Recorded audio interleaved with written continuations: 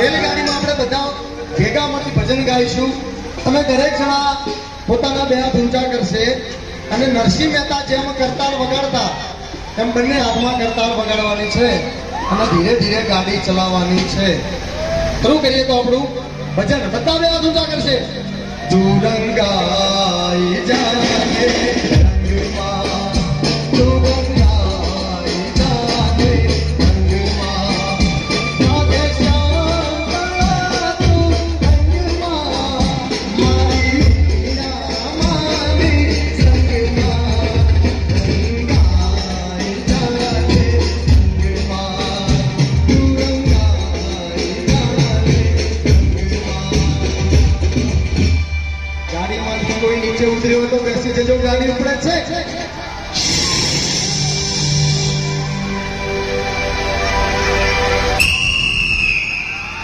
મુંબઈ થી ગાડી હેડી